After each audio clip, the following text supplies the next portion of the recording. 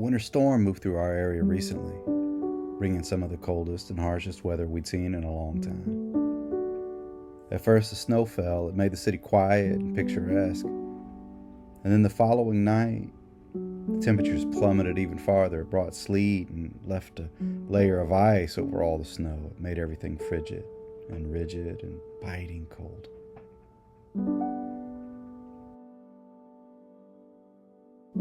This winter has been hard. Ice surrounding us as it is.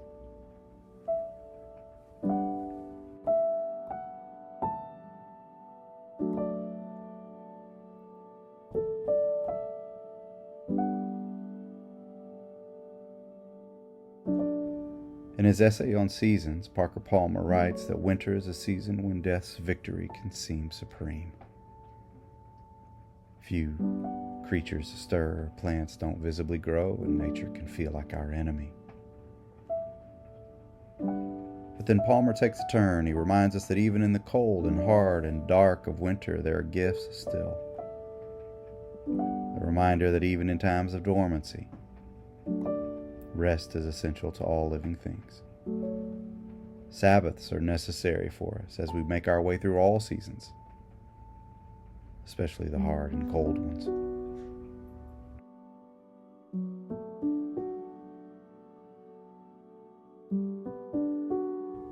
Winter can also bring a clarity to our lives. In winter, when things are stark, one can see through the trees and weeds and underbrush. Our views become uninterrupted by the growth and show and distractions that can fill our lives in other seasons. In winter, when things around us are laid bare, it can become quite clear what is good and necessary and just and right and beautiful and needed. Winter shows us who we are,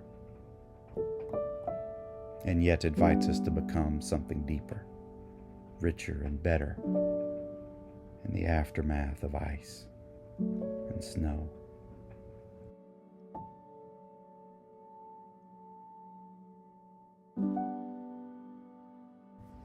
In her Pulitzer Prize-winning novel, Gilead, Marilynne Robinson describes a scene between a father and a son.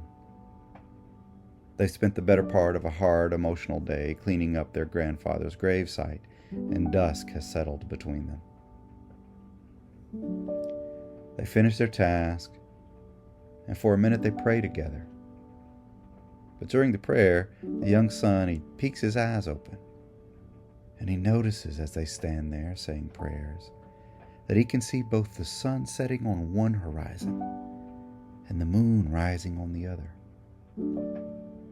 It's the in-between of it all. Not quite day, not quite night.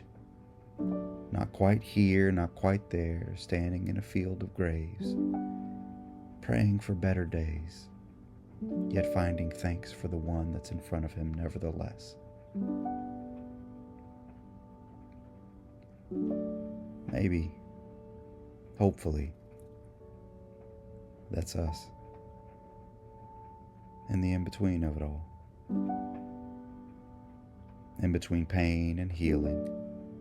Between hope and despair, anger and solace. And the dead winter. And all that such a season means.